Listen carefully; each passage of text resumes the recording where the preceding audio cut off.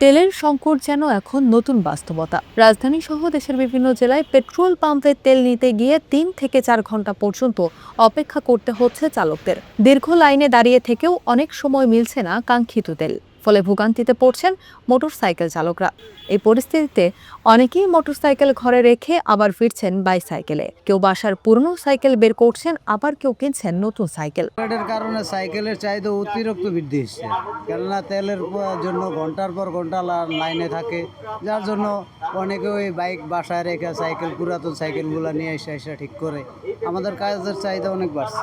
শুধু মেকানিক নয়, সাইকেল চালকরাও বলছেন সাইকেল এখন সময় বাঁচানোর সহজ উপায়। সাইকেল আমার নষ্ট হয়ে গেছে, সাইকেল চালাই, সাইকেল চালালে শারীরিক ব্যায়ামও হয়। আমার একটু জব করি, সময় মতো যাইতে পারি অফিসে। মেকানিকদের মতে আগে যেখানে দিনে অল্প কাজ হতো, এখন পুরনো সাইকেল মেরামতের চাপ অনেক বেড়ে গেছে। আগের সে একটু বাড়ছে, অনেকে তেলের সিরিয়ালে থাকে, আর জন্য সাইকেল দিয়ে যাওয়ার সুবিধা হয়, এলাকা সাইকেলের একটু কাজ বাড়ছে। হ্যাঁ, হ্যাঁ, পুরান সাইকেল যেগুলো বসতে আসছিল এটি ঠিক করাইতেছে। যানজট আর দীর্ঘ লাইনের ঝামেলা এড়াতে অনেকেই এখন সাইকেলকে বেছে নিচ্ছেন দৈনন্দিন যাতায়াতের জন্য। কারণ সাইকেলটা চালাই আপনার চিপা চুপা দিয়া যাওন যায়, এরপর রাস্তার অনেক জাম টাম থাকে, এই কারণে সাইকেলটা চালাই। মোটর সাইকেলও তো 2-3 ঘন্টা 4 ঘন্টা বইয়া থাকুন লাগে, আর সাইকেল দিয়া যে কোনো সময় আপনার অফিস আদালতে যাওয়া যায়, যে কোনো জায়গায় যাওন যায়। হ্যাঁ, কোনো বাড়তি কোনো খরচ নেই। কেউ কেউ বলছেন আন্তর্জাতিক পরিস্থিতির প্রভাবেও দেশের তেলের সংকট তৈরি হয়েছে। বর্তমানে আপনার মধ্যপ্রাচ্যে যে আপনার যুদ্ধের কারণে বাংলাদেশে আপনার তেলের প্রভাব পড়ছে, যার কারণে আপনারা দেখতে পাচ্ছি আপনার এই বিভিন্ন পাম্পের পেট্রোলের জন্য, তেলের জন্য মানে বিশাল লাইন ধরা লাগে, ঠিক আছে।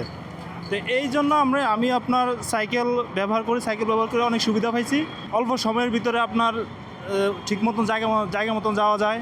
সাইকেল ব্যবহারের আরও একটি বড় সুবিধা স্বাস্থ্য ও পরিবেশের জন্য ইতিবাচক প্রভাব। সাইকেল চালানোর সুবিধা বলতে এটা অবশ্যই ফিটনেসের জন্য আপনার কিছুটা হলেও ভালো।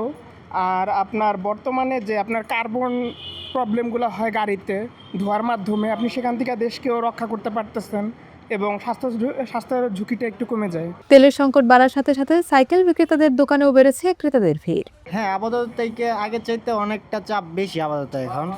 আর আগে যেরকম কাজ কাম একটু কম ছিল, এখন কাজ কাম একটু বাড়ছে, কারণ তেলের সংকটের কারণে অনেকেই সাইকেল ইউজ করতেছে। হ্যাঁ, এখন আমাদের এখন নতুন সাইকেল অনেকজনেই মানে বলতে অনেক কিছু বিল্ড হয়।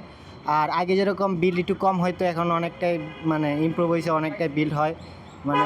আর নতুন সাইকেল আমরা স্টকে অনেকগুলো আনছি, এগুলোর মধ্যে অনেকগুলাই সেল হয়েছে আমাদের আর কি। মেকানিকদের ভাষ্য, পুরনো সাইকেল মেরামতেও নিয়মিত আসছেন ক্রেতারা। সাইডারে তো তেল কম দেখে তো সাইডারে একটু বাড়ছে, মানে হোন্ডার তেল পায় না ঠিক মতন, এই কারণে সাইকেলের চাহিদাটা বাড়ছে। তেলের সংকট সাময়িক নাকি দীর্ঘমেয়াদী তা সময়ই বলে দেবে। তবে আপাতত মোটরসাইকেলের গতি কমে গিয়ে আবার শহরের রাস্তায় ঘুরছে সাইকেলের চাকা, যা একদিকে ভোগান্তি চিত্র আর অন্যদিকে দিচ্ছে স্বাস্থ্য আর পরিবেশ বান্ধব এক নতুন বার্তা।